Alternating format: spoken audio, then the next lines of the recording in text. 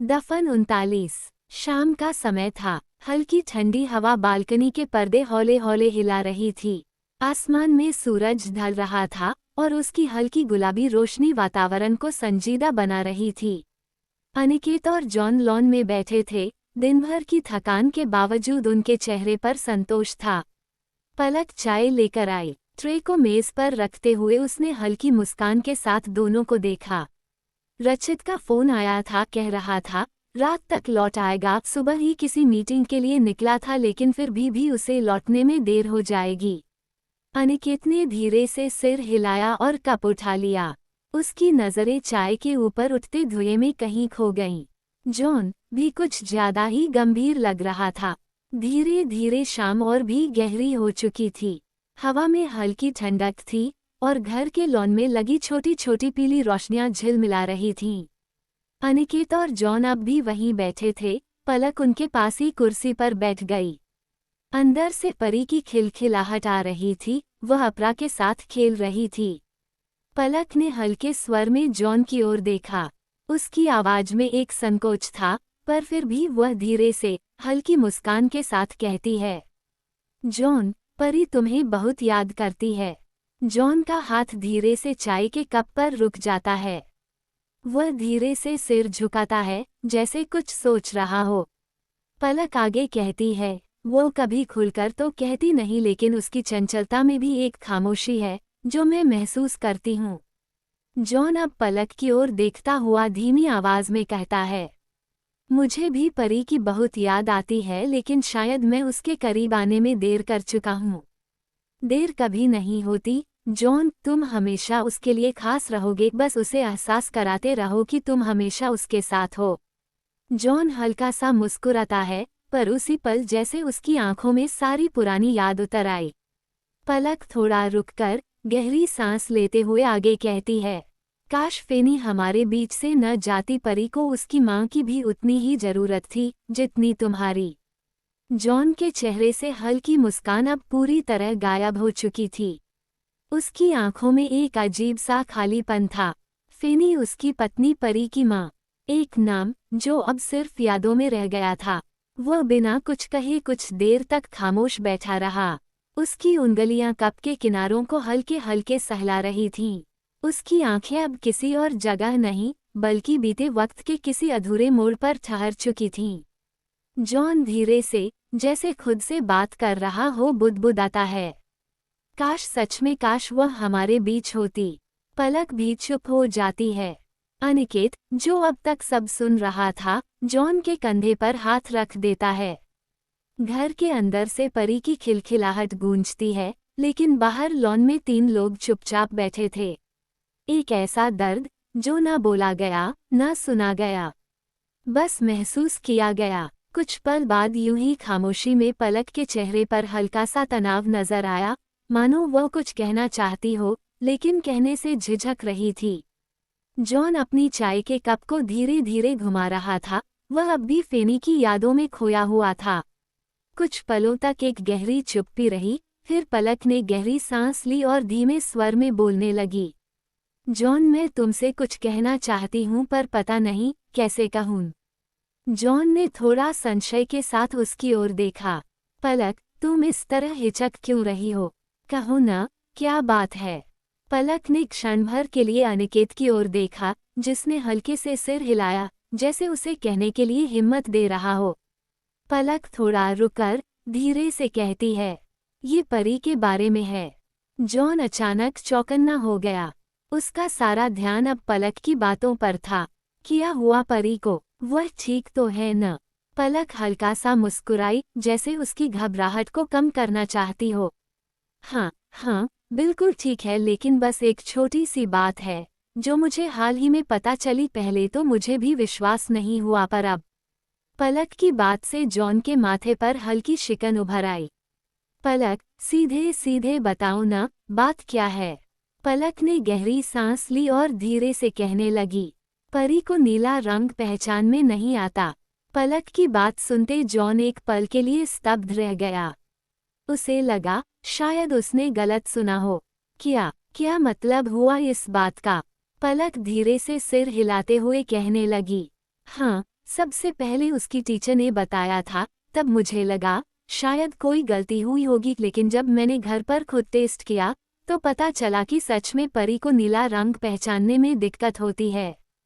John अब बिल्कुल शांत था, लेकिन उसकी आंखों में एक अलग तरह की गंभीरता थी। उसने कभी सोचा भी नहीं था कि उसकी बेटी को रंग पहचानने में कोई दिक्कत हो सकती है। जॉन धीमे स्वर में कहने लगा, लेकिन ऐसा कैसे हो सकता है? क्या डॉक्टर को दिखाया? नहीं, अभी तक तो नहीं, क्योंकि मुझे लगा शायद ये कोई छोटी सी समस्या हो जो समय के साथ ठीक हो जाए। बच्चों में कभी कभी ऐसा होता है। अनिकेत, जो अब तक सिर्फ सुन रहा था, पहली बार बीच में बोल पड़ा। पलक सही कह रही है जॉन, कई बार यह कोई स्थायी समस्या नहीं होती, बल्कि सिर्फ विकास का एक चरण होता है। फिर भी हमें इसे हल्के में नहीं लेना चाहिए। जॉन अब भी विचारों में डूबा हुआ था। उसके मन में अजीब सी बेचैनी थी। क्या ये सच में एक साधारण समस्या थी, या फिर इसके पीछे कुछ और कारण था? कुछ पल तक वह कुछ नहीं बोला, फिर धीरे से सिर हिलाया। इसके बाद जॉन हल्की मुस्कान के साथ कहने लगा, हो सकता है तुम लोग सही कह रहे हो, लेकिन फिर भी मैं इसे चेक कराना चाहूंगा। पलक ने राहत की सांस ली। मैं समझ सकती हूँ जॉन, मैं भी यही चाहती हूँ कि हम पूरी तरह निश्चिंत हो जाएं। अनिकेत ने जॉन के कंधे पर हाथ रखा, मानो कह रहा हो कि वह उसके साथ है। जॉन ने हल्की सांस ली और चाय के ठंडे कप को टेबल पर रख दिया। अंदर से परी की हंसी की आवाज फिर से आई। जॉन ने दरवाजे की ओर देखा, जहां उसकी 5 साल की बेटी खेल रही थी। वो उठकर उस कमरे की ओर बढ़ गया। उसकी नन्ही नन्ही हथेलियां टेडी बियर को थामे हुए थीं और उसकी मासूम हंसी पूरे कमरे में गूंज रही थी। वो हंसी जो उसके भीतर बसी हजारों चिंताओं को मिटा सकती थी। पर जॉन को इस हंसी में कुछ अजीब सा लगा। परी, उसने धीमे से आवाज दी। परी ने मुस्कुराते हुए उसकी ओर देखा। उसकी गहरी भूरी आंखें मासूमियत से भरी थीं। मगर जॉन की निगाहें उसके पीछे के खाली कोने पर टिक गईं। वहां की ठंडी हवा कुछ कह रही थी। पापा, देखो, मेरी नई दोस्त। परी ने हंसते हुए हवा की ओर इशारा किया। जॉन का कलेजा हलक तक आ गया। कौन दोस्त, बेटा? उसने कांपती आवाज में पूछा। परी खिलखिलाई। उसकी मासूम हंसी दीवारों से टकराकर अजीब सी गूंज पैदा करने लगी। वो जो यहाँ बैठी है। परी ने फिर उसी खाली जगह की ओर इशारा किया। जॉन की सांसें अटक गईं। वहाँ कुछ नहीं था। मगर क्या सच में कुछ नहीं था? कमरे का तापमान अचानक गिरने लगा। जॉन ने महसूस किया कि उसकी गर्दन के पीछे ठंडी हवा का हल्का सा स्पर्श हुआ, जैसे किसी अदृश्य हाथ ने उसे छुआ हो। परी अब भी हंस रही थी, मगर जॉन के कानों में वो हंसी अब मासूमियत नहीं, बल्कि एक अनजानी बेचैनी घोल रही थी।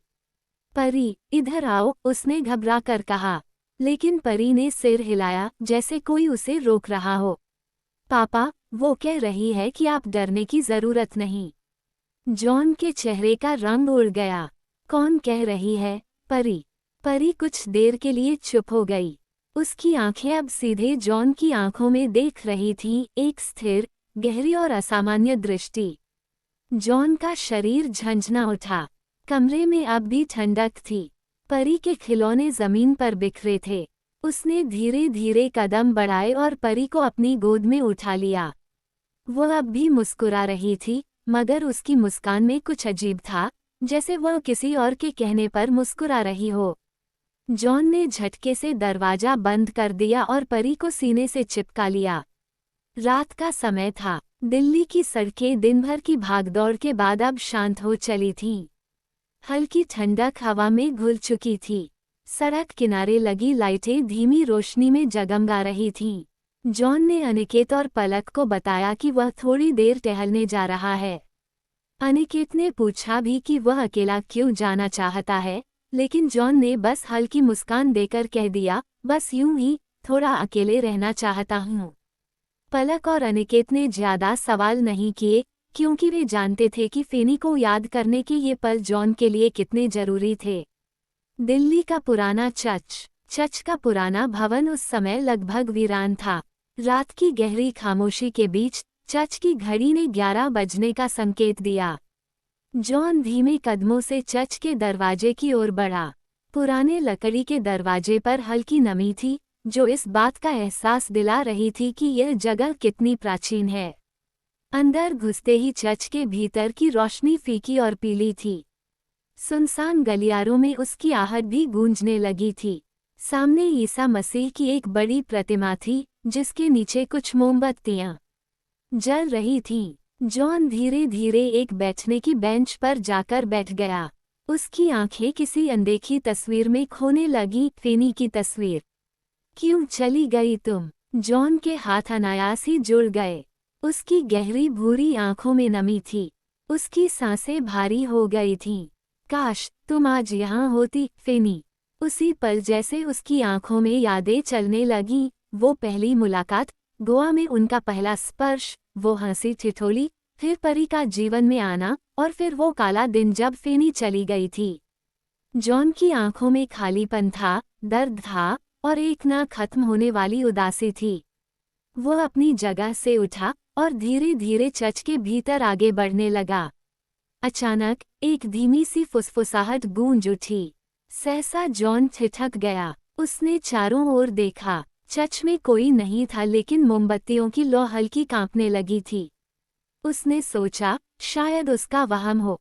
वह दोबारा आगे बढ़ा, लेकिन फिर फुसफुसाहट गूंजी। अब की बार आवाज स्पष्ट थी। आवाज ने जॉन की रीढ़ में ठंडक दौड़ा दी। वह तेजी से पलटा। चर्च अब भी सुनसान था, मगर हवा भारी हो चली थी। ऐसा लग रहा था जैसे कोई अदृश्य शक्ति वहां मौजूद हो। फेनी। जॉन की आंखें स्तब्ध हो गईं। चर्च के एक कोने में, जहां हल्की चांदनी गिर रही थी, वहां कोई परछाई थी। एक स्त्री आकृति। उसने देखा, वो आकृति धीरे धीरे उसे देख रही थी। उसका दिल जोर जोर से धड़कने लगा।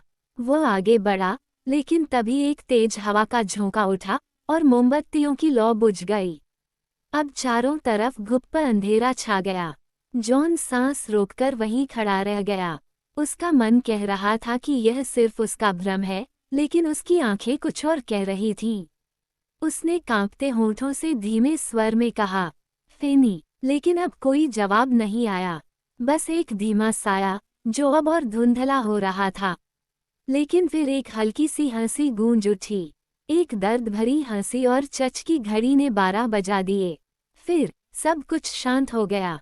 कहानी आगे जारी रहेगी। कहानी पसंद आने पर लाइक करें, सब्सक्राइब करें और अपने मित्रों से साझा करना न भूलें। धन्यवाद।